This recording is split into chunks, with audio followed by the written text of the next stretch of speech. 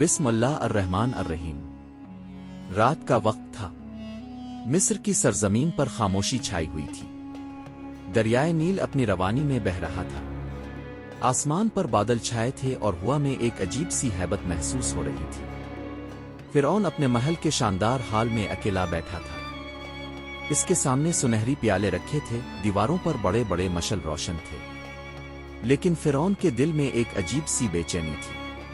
وہ بار بار اپنے آپ سے کہہ رہا تھا، میں مصر کا سب سے بڑا بادشاہ ہوں، میرے حکم کے بغیر کوئی پرندہ بھی پر نہیں مار سکتا۔ تو پھر لوگ موسیٰ کی بات کیوں سنتے ہیں؟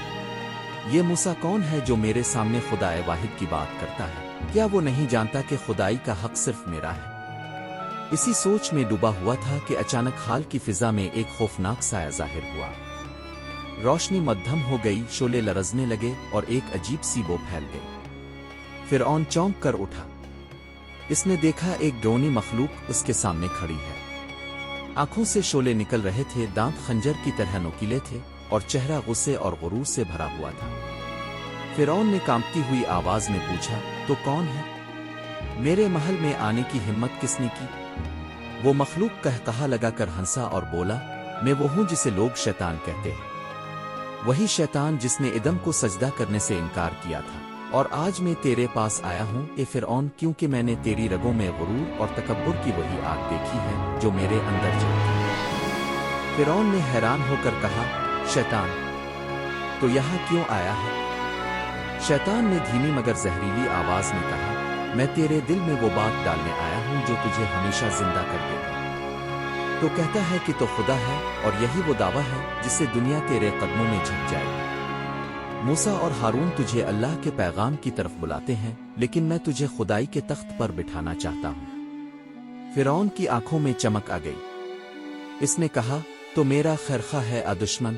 شیطان ہنسا اور بولا، میں تیرا خیرخواہ نہیں، لیکن میرا مقصد یہ ہے کہ لوگ اللہ کو بھول جائیں، اور جب لوگ تجھے خدا مانیں گے تو وہی ہوگا جو میں چاہتا ہوں۔ دیکھ فرعون، تیرے پاس مال ہے، لشکر ہے، سلطنت ہے، تاب انہیں حکم دے، وہ تجھے سجدہ کریں گے۔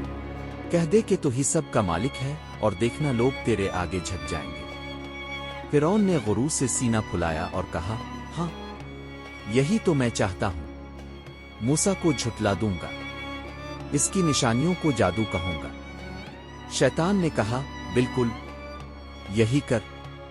موسیٰ کے معجزے تیرے جادوگروں سے ٹکرا، انہیں کہہ کے اپنی لاٹھیاں اور رسی پھینکے، میں انہیں ایسا دھوکہ دوں گا کہ وہ زندہ سانپ لگے، لوگ حیران ہو جائیں گے اور موسیٰ پر ہنسیں گے۔ فرعون نے خوش ہو کر کہا، پھر میں بے فکر ہوں، تو میرے ساتھ ہے۔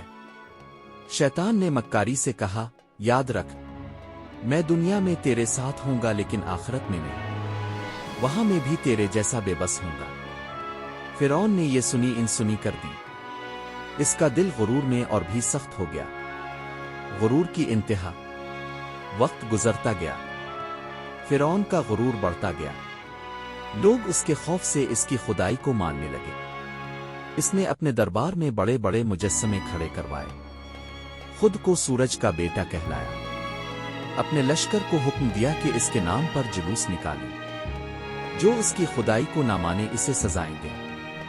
فرعون ہر روز محل کی بالکونی پر کھڑا ہو کر لوگوں کو کہتا، اے مصر کے باسیوں، کیا تم نہیں دیکھتے کہ دریائے نیل میرے حکم سے بہتا ہے؟ کیا یہ کھیت، یہ محلات، یہ فوج سب میرے اختیار میں نہیں؟ بس تمہارا خدا صرف میں ہوں۔ شیطان پردے کے پیچھے قہقہا لگا رہا تھا۔ وہ جانتا تھا کہ فرعون کا دل اس کے جال میں پوری طرح پھنس چکا ہے۔ عذاب کی ابتدا، لیکن آہستہ آہستہ زمین پر آفات آنے لگے، کھیتوں میں کیڑے لگے، بیماریاں پھیلیں، آسمان پر اندھیرا چھایا۔ لوگوں نے فرعون سے کہا، اے بادشاہ، ہم پر رحم کر، اپنے خدا ہونے کا ثبوت دے اور ان آفات کو ٹال دے۔ فرعون نے غرور سے کہا، یہ سب وقتی ہے، میں خدا ہوں، مجھ سے بڑھ کر کوئی طاقت نہیں۔ شیطان اس کے دل کو اور سخت کر دیتا۔